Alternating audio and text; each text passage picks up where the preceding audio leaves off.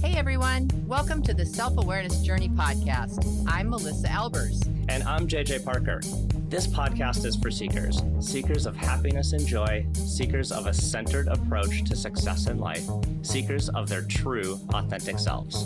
Get ready for some real talk on everything from anxiety, emotions, and habits to love, compassion, and forgiveness. We know you'll be challenged and enlightened by this conversation. We're so glad you're here. Let's dive in. All right, Melissa. Well, we had a message from one of our listeners that I thought was really interesting. Oh, or a yay, question, I love actually that. a question. Okay. She asked, is there... Why are you two so weird? Is that yeah, what the right, question was? Exactly. No? Okay. Something better? Our question was, can you be too self-aware? Like, is there such a thing as too much self-awareness? Like, we're working on understanding ourselves better, and can you take that too far? Yeah. What a Like, great question. Hyper self-awareness. Is that a Did thing? she give any other context, or was that just Nope. the general question? That Yeah, was that's it. a great question. Interesting. Well, I immediately have an idea and a thought that pops up. Okay. What I want to hear what you think, though. What do you think? Well, I just started thinking about it, so I'm not quite sure. Ooh, he tosses it back. Well, Okay.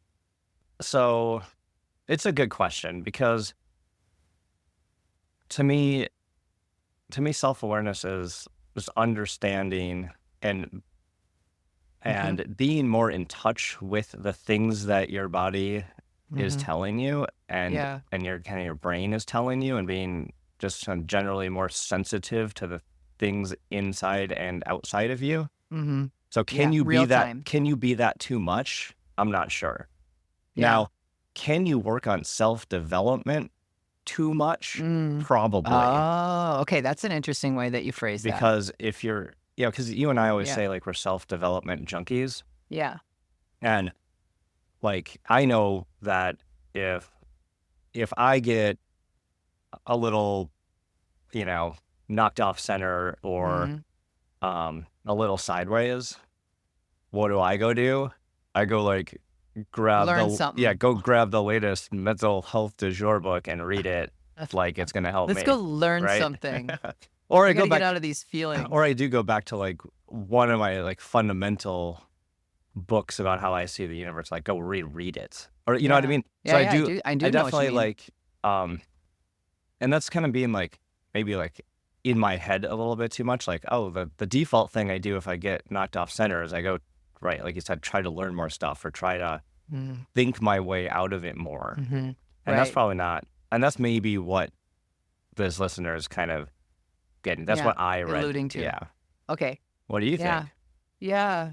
Well, I like how you said that. How you said self-development and self-awareness are not the same things. When it's funny, it's so funny that this person just sent this in, because I had this exact conversation with someone else this week. That's crazy. And twice in the last couple of weeks, I've been in coaching conversations talking about something that I'm referring to as reverse narcissism, which is a over-focus of self. So narcissism is an overfocus of self. Well, yes, narcissism is in a high ego sort of way, right? Okay.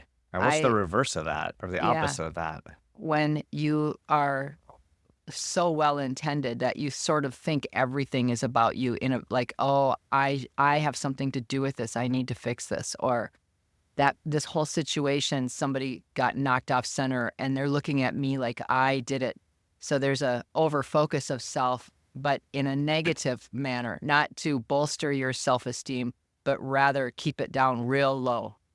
And so I think, like, just to answer that fundamental question, this is just my perspective. I'm not, I'm not an expert. I talk about this stuff all the time, but it's way above my pay grade to be able to give a psychological description. Yeah, we're just having a conversation.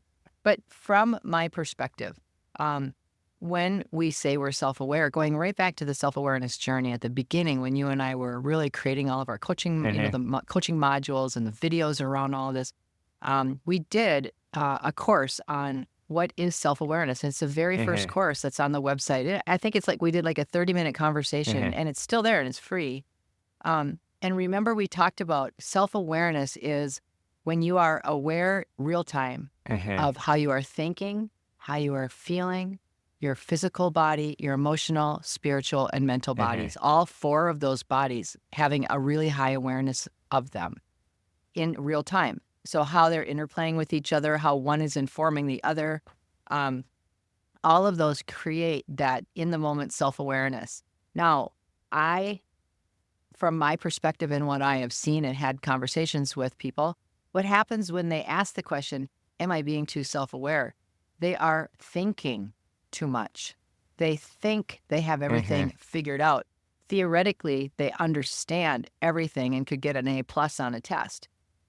They can mental their way through anything, and they take that skill and refine it to a really high point. But that is avoiding what I always say is the neck down stuff, which is your inner being, your true self. They're just analyzing.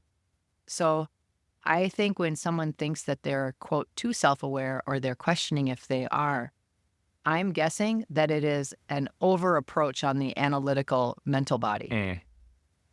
Yeah, that totally resonates with me. That was a big mouthful. Yeah. No, but you're right, because a lot of us who like to study this stuff kind of take, in one way, we joke that like we show up for this pod and like you just roll out of bed and I come with like a notebook full of notes, right? It is like kind of true. Notes. That's sort of what happens, actually. But I resonate with that because I do like to take a more, I don't know, researched or like you said, head up approach to things. It's like, okay, here's how I feel. Let's find some cause and effect and come up with a hypothesis and we'll test it. And do all these things. Yeah, let's search the internet for substantiating evidence. Like let me go read the book on that. Where's the research paper about how this works? Like, and you can totally get way too overboard on that. And then I find myself sometimes, like if I do have a strong feeling come up, I will try to think about like, which book was that in? Or what, and then you get all spinny in the head. Like trying to this book? Was solve it that book? the problem Here's a new book. when I should probably just acknowledge the feeling and move on. Yeah. And I do think it is sometimes not, I think when we think we're highly self-aware, we really are not. I think we're using some of that mental tactic as a stalling technique to having to feel feelings. Why do you gotta do that? Because that's totally it. That's totally what at least that's what I do. or you're just analyzing things you think you're going to analyze something into submission. There's no such thing.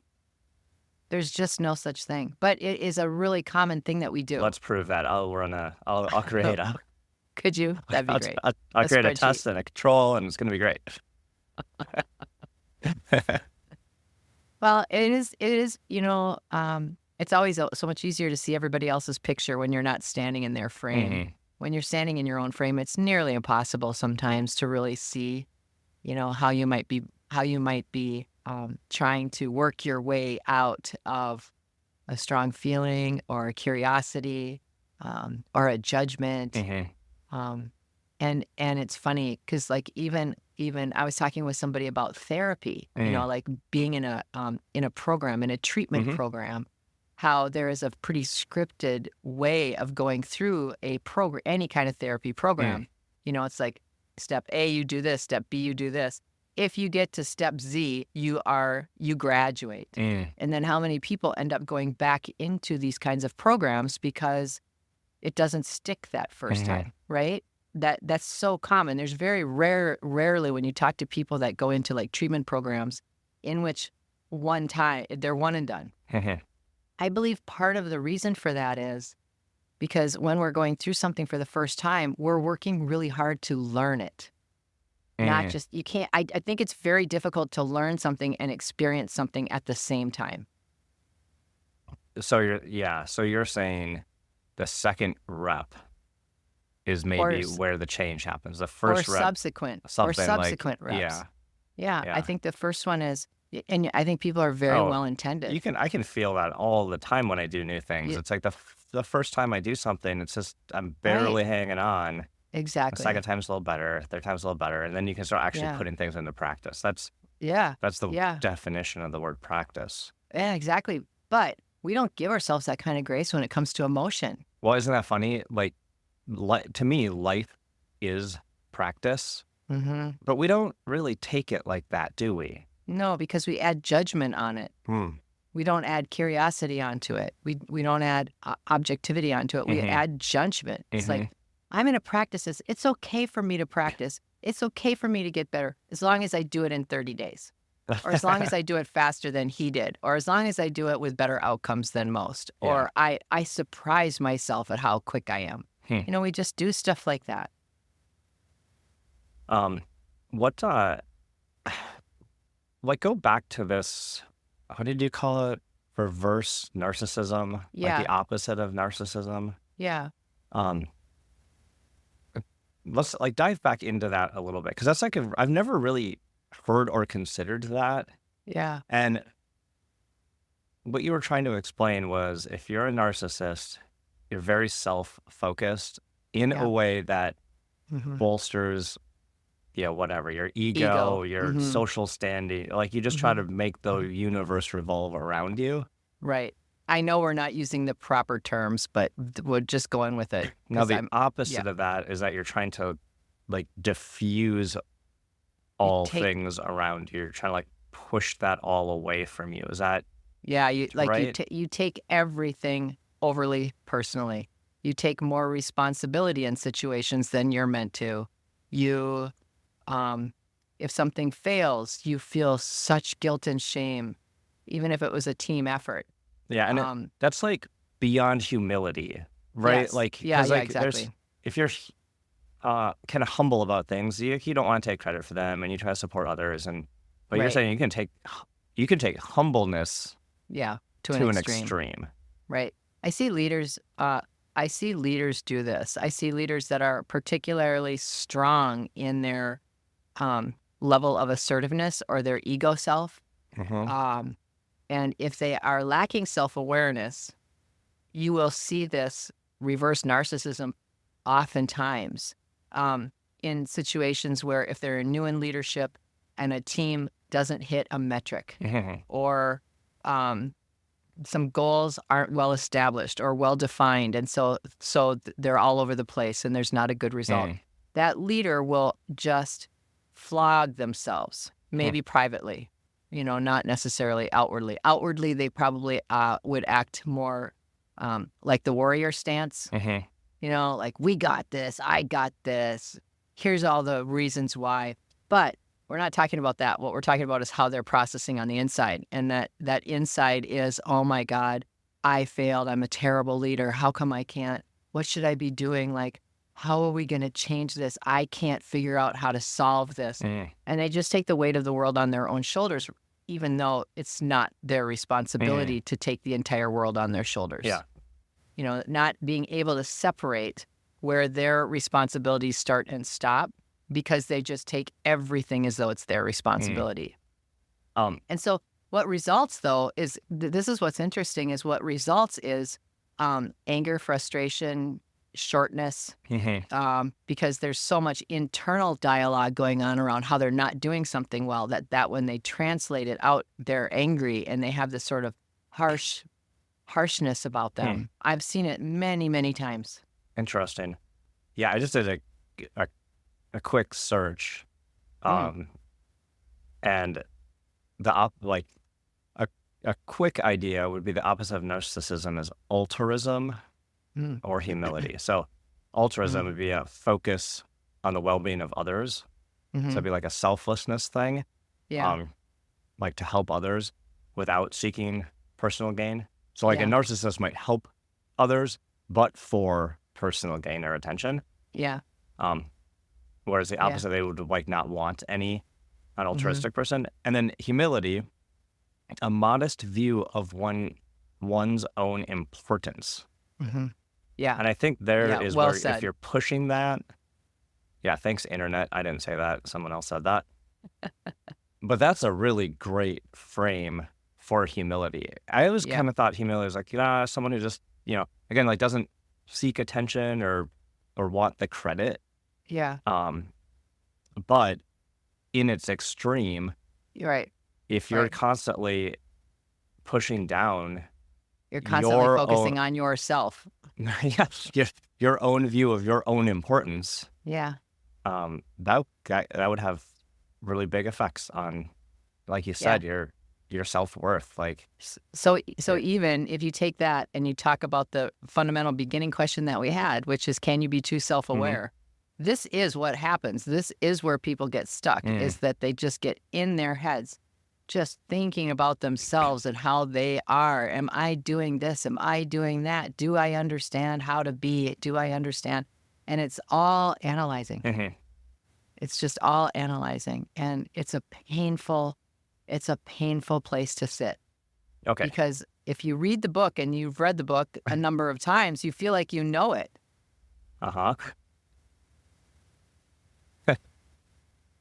But how do you feel about the book? Yeah, I don't know. We don't have time for that. That's another. Don't talk about it. Coming from two people who've just spent, like, I don't know, 4 years and 200 and something episodes talking about the same topic, maybe you're too self-aware. Probably. What a snot. I'm a snot. Speaking of junkies, here we are. Oh, Okay, no. so what do you? Okay. Well, we don't have to go. I wanna We just don't say have to go something. on that tangent. Okay, No, go no, no. ahead. I do want to say Go something. pull on that thread. I goodbye, sweater. I actually think that that's real. I think that it is a constant juggling act to come back to your centered self. And I find it I feel like it's a constant juggling act. Like I can go quite a while where I'm feeling just really centered and like I'm really in touch with how I feel. And, I'm allowing my feelings to really dictate and educate my moves. I'm really using how I think with my feelings really well. And then something will trigger me and like I'll have a bad day or I'll have too much work or I'll have a sick animal or something.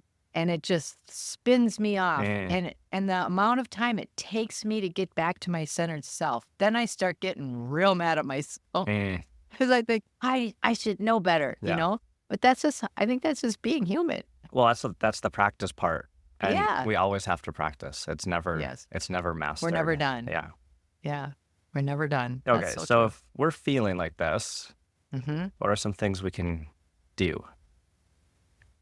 Like, what are Well- ways that we can start getting a little, like, okay, we've identified it. We used our self-awareness superpower Yes. to Yes. realize that we maybe are focusing on this Yeah. altruism or humility too far, Yeah. Or just even and how the analytical part or- too much. or Maybe we're not an- even humility. yeah, maybe we're it's- analyzing stuff too far. We're way too in our head about it. So how are we going to get back out of our head?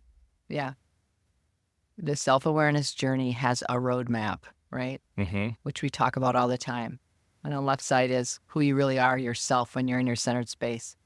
The right side of it is when you get triggered and you start acting out of yourself because you're triggered and you don't know how to get back. In the middle of that roadmap is the whole question about what has triggered me to not feel good anymore. Right? And I think that's the key right there. It's like, what is triggering me right now that I feel like if I can analyze everything, I should be just fine and I still don't feel good. Oh, you're So- okay. Right? Yeah. So to me, it's asking yourself that question and it's touching base with your soul, your centered piece, your inner being. Your inner being knows everything about you all the time and only wants what's best. The inner being never talks mean to you. It's never a mean partner. It's always a loving partner. And being able to just sit and say, what am I actually feeling? Never mind how I'm thinking. Like, let's just set that off to the side because I've already done that and I've gotten an A. What are my feelings? And then that's where you would tap into some of your body too. It's like, is your body informing you? Is your chest tight? Is your stomach upset? Do you have a sore throat? Do you have a stress headache? What are your indicators that you're really upset about something that you haven't yet identified in your head?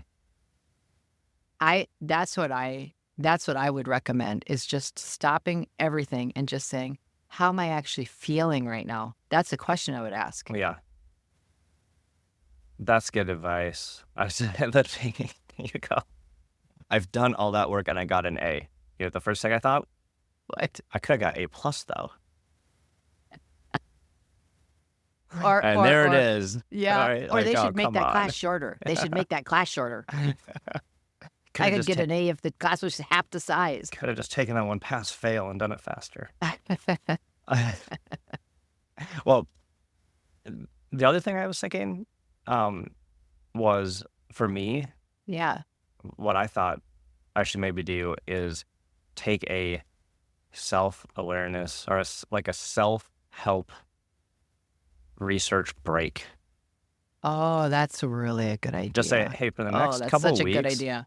I'm going to not actually try to analyze any of this stuff. Mm, Like my job this week is not to learn anymore. I've learned it all. I like how you said that, like, mm, because I mm. do have this drive to always learn more, Yeah. but does that give me actually any room to practice the things I've learned, which seems like such an obvious thing now that I'm saying it, but it's so easy to forget. Oh, I think we all do that. We all do that. I really like that. And So I'm going to take yeah. whatever book I bought last week and shred it so I don't accidentally read it this week. So I don't accidentally read it.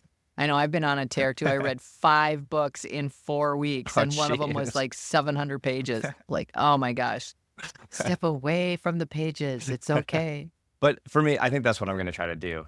I like that with this, idea. is just take a hiatus from trying to learn new things and do the research on things and just sit with how I'm feeling about things. I think that's great. And even, like, or even like just go for a walk or just be in your body a little more somehow. I think that really that really helps me too.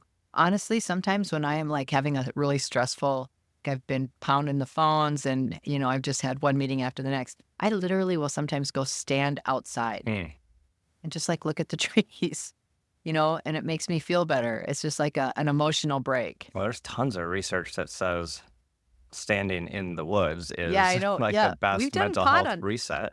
I think we did a pod on that Yeah, actually, we did. but that was probably like 6 years ago. Who knows? Well, this is such a great topic. I'm just so pleased that that question came in because that is so real. And that's, that's our journey is where we just always want to think our way out of everything. And so often it's not that. It's just feel our way out of things. That's the real McCoy. And Yep. that's the one that we're used to not really And liking. yeah, for to. some of us, it's harder than for others, I think. Yeah. Yeah. Did you enjoy this episode? Please go to your favorite podcast platform to subscribe, rate, and leave a review so others can discover it as well. Growing self-awareness is a lifelong journey, and there's always further to go. And it's better when we're all in it together. Please think of someone you know who could benefit from hearing today's conversation and share this episode with them. We can't thank you enough for listening. Until next time, happy exploring, seekers.